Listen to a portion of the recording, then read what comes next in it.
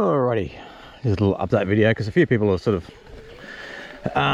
jumped into chat and sort of asked some questions about whether I still feel that the bike is a significant improvement, and the answer is yes. And the reason I haven't been out for a little while yet to get back to this video is because I've actually been back and forwards on my old bike and then to this bike, and there's a couple of things that I've sort of noticed. Actually, I was going to do that skinny, and now that I get down here, yeah, no, I'll be right. I don't like skinnies. So the first thing I noticed on the other bike, which was quite surprising to me, was how obvious it was and the difference with the carbon wheels. This bike actually comes with the same wheels my last bike came with, which is to say that they're not amazing. They're the Merida TR Expert, I think. I just don't think they're strong enough for an e-bike is probably the biggest issue. They're just, when you come into a corner and you're coming in quite quickly, and the bike gets loaded up in the corner, you can just feel that it kind of wants to not hold its line that well. And it was something I sort of noticed when I first switched over, because I got WR1 carbon rims and they were on the other bike. They were one of the upgrades I did to it. And then when I bought this bike, I switched these carbon rims back to the alloy ones, and I had a ride on it, and yeah, you can really feel it. So I mean, there's definitely a difference between carbon rims and say an ordinary set of aluminum rims. It's not the best bang for your buck modification to make, but you can notice it. I mean, maybe if you get a set of good, say, DT Swiss 541, the FR 541s I should say, they're probably a lot closer to the carbon rims in the way they sort of hold their shape. But yeah, that was surprisingly one of the big things I've noticed. So getting them on this bike, definite improvement. This bike in general compared to the other one, it rides, the suspension just feels more supple. It's the same shock on the front that was on that one. Obviously this shock didn't come with it. That was an upgrade, but I've moved it over to this bike, and the shock on the back is an X2, but this is the one on my other bike is a factory X2, so it's got high and low speed rebound dampening and compression. This is some OEM one that Fox do for bikes, which is an X2, but it's only got the, I think it's only got the low speed compression damping and rebound damping, not the high speed, or maybe it has the high speed and not the low speed. I haven't looked at it for a little bit. And yeah, this suspension just feels a lot more plush on this bike. Couldn't give you an exact reason why. Obviously something to do with frame design. I know with the rear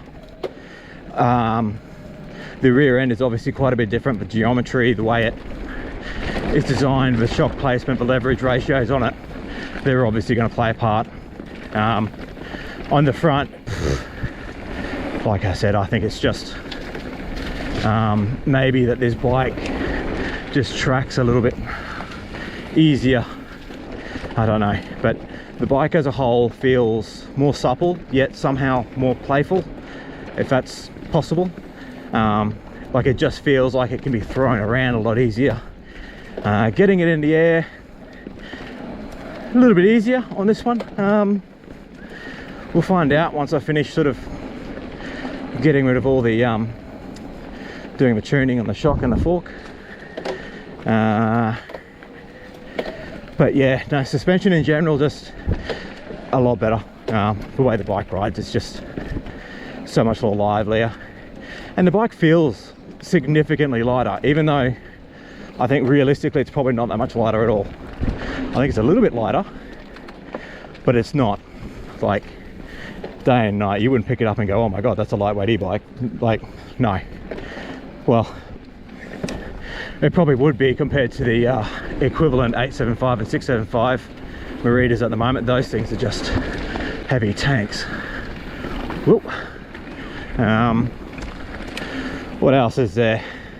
Oh, so yeah, I haven't been on this bike for a little bit because I was sick, and then it rained, and then and then of course I should have hit that. I don't often go out along here. And then I needed to get it ride wrapped, so that was another week of it gone. But I'll tell you what, the lad that did it here, local guy in Toowoomba, complete custom job, of course, because you know, this is just, you know, the bike's only just come out and no one's really designed or made up the ride wraps for them yet. So this poor lad had to do a full custom ride wrap on it, and I can tell you, it would have been a prick of a job. You couldn't pay me any amount of money to do it, but he did an awesome job on it, like really unbelievably good. So I mean, times I've seen ride wraps go on and you can just tell they've been wrapped. They just look terrible from a distance even. Yeah, this just, you barely even know it's there. He's done a fantastic job. So super stoked with that.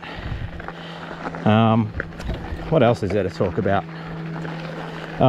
So the EP 801 versus the Shimano.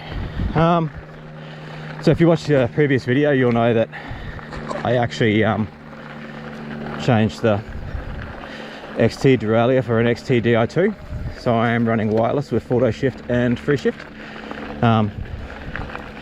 Yeah, I love it. It's fantastic. It's not, I'm not going to say it's for everyone. Like if you're really anal about sort of being in the absolute right gear at the right time, then, and maybe, you know, you can still preamp stuff better. But if you're just out cruising, having a good ride, and you're not going for Strava times or anything like that, yeah, just, it's fantastic. Shifts smoothly, consistently. Yeah, just really impressed with it.